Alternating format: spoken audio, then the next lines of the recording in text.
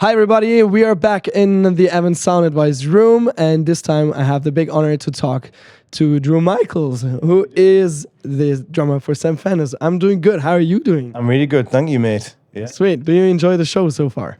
Amazing. I mean, I know it's been going on this weekend. I kind of rocked up maybe an hour ago to do this class, which was amazing. I was just kind of going through my warm-ups before a gig. Basically, I was doing like some doubles just to kind of just to heat up my arms. I do that for like 30 seconds, and then just kind of just focus on just like some kind of click stuff, tempo stuff, just to kind of just to become more kind of comfortable with the songs, like the tempos later in the set. The main thing, it wasn't so much the pad stuff. I was kind of talking about like my approach, with the gig, how I mentally prepare myself, like eating little things like this. Like the last couple of months, because I'm an anxious eater, and I tend to eat like 20 minutes before a gig, which is really bad. Because, it's like you have a big meal and you start playing drums, you can't move. Yeah, yeah. And especially like with Sam, we're doing like high endurance as well. There's a lot of fast-paced songs. So the last thing you want to feel is just sluggish, and you want to do the best you can.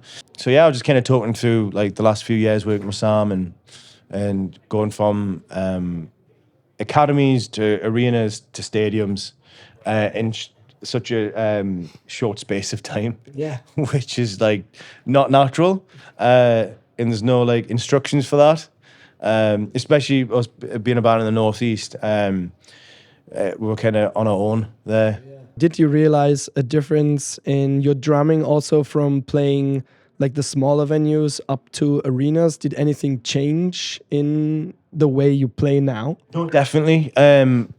Especially going from academies to arenas to stadiums, I started using in-ears, which changed everything. Because I was so used to, for like maybe the first 15 years of gigging, just having a wedge, a monitor. Yeah.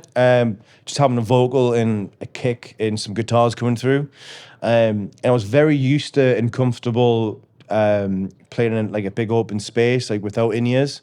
And it took me a while to adjust to having something so compact and closed in, and I struggled quite a bit with it. I'm very kind of like picky with like my levels and stuff, and I was second guess different things, and it's only the last like 6 months I've became a bit more comfortable with in-ears and stuff, and it's not so much the mix. It's just I feel quite closed off with having in-ears in, and I much prefer just having, just like a wedge. You can feel like the air, because it's such a real thing, you know what I mean?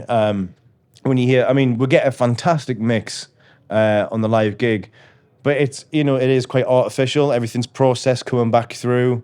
It's amazing. Playing arenas and bigger venues, you get a better drum sound. So that's the main thing, which is exciting. Right. Amazing. Do you have any tips for, I think like maybe you also had that or not, but in Germany we call this Lampenfieber. It's like a stage frighten kind of thing. Did you have that, like going onto even bigger stages from show to show? And if so, how did you handle like the nervousness basically? Yeah. I think I've always had it, even playing in front of 2 or 3 people. It's the same feeling. Yeah. It's the only thing with the gigs getting better is like there is that level of pressure to deliver a really good performance, because people are paying money for, to see you, and it's a responsibility to give them a good show. I think just the energy that comes off drumming, it's like I can't really fathom it sometimes. Which is one thing which I can understand is I'm terrified before a gig, but when I'm on the gig, I feel like very in control and confident, and I feel like I'm in my zone. And then after the gig, I'm like, what just happened there? You know what I mean? So I think playing an instrument, and mainly drums, it's a force. It really is a force. It takes over you. It's a Jim Morrison quote. You hide yourself in the music to reveal yourself, and I totally connect with that, and I get that with drumming. So I always feel anxious and nervous, but as soon as I start playing, I'm fine. Sweet, great. Can we also talk a little bit about your background, like your musical background, like how you got into drumming, what kind of styles you like to play besides Sam Fender and that kind of stuff? So my dad's a drummer, a very, very good drummer. Like, he's amazing. He was like a musical prodigy growing up. He was like sight reading music when he was like 11. He was MDing bands, like band members who were like in the 40s and 50s, and he was this 11-year-old kid just like telling people what to do. So growing up in the house, my dad, I'd go see him play, and it was amazing, and it was really, it was really like inspiring seeing him have a purpose of setting, packing the drums down, setting them up, going to different venues, and I'd go see him play growing up. I didn't feel like I could do it myself. I felt like it was like, that's just like so advanced, like just with the coordination and everything. And I felt quite intimidated, or even to ask the question, I want to be a drummer as well. So I started getting, I went to high school, I think it was year 9, maybe like 13 or 14. I started getting drum lessons, not from my dad. I mean, my dad's like the best teacher ever, but when I was 14, I was just such an anxious mess. And I just didn't even want to waste his time by saying I want to be a drummer. So I started getting drum lessons, and then when I felt, I was getting a lot of feedback from my drum teacher at the school saying, "Oh, you're doing great.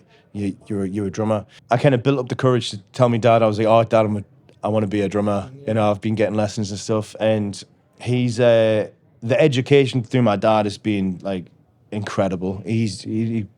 When I was 16, he gave us like 3 albums to listen to. It was Stevie Wonder, Songs in the Key of Life, Michael McDonald, If That's What It Takes, the album, I think it's 1982. And then what's the other? The Night Fly, Donald Fagen. Yeah. So having that at 16, I was in like, thing is, I realized I wasn't going to be that drummer that would sight read music, because not only I struggle with my eyesight, I can't concentrate. I'm just like, I don't have the discipline to sit down and read music. I just want to play drums really fast. So when I was like 14, 15, 16, I was in like a punk rock band. So I was just playing really fast all the time. And then my dad was like, "That's great, but check this out." But I didn't understand it then at 16. And then when I was about maybe 25, 26, I was like, "Oh, Dad, I get it now.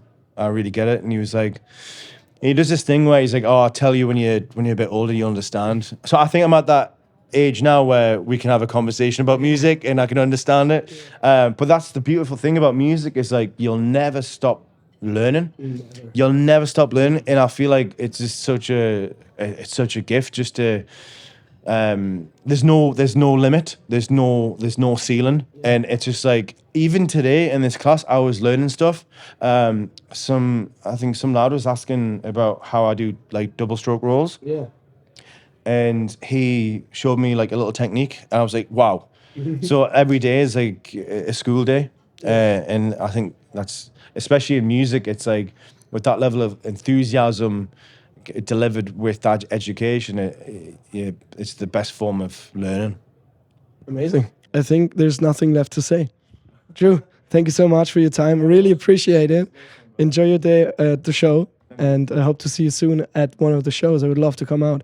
I'm a big fan also of Olivia Dean, actually. So I know you guys did a show together, I think. We've done a few shows, yeah. She's amazing. She's incredible. She featured on Rein Me In. Yeah, right. She's fantastic.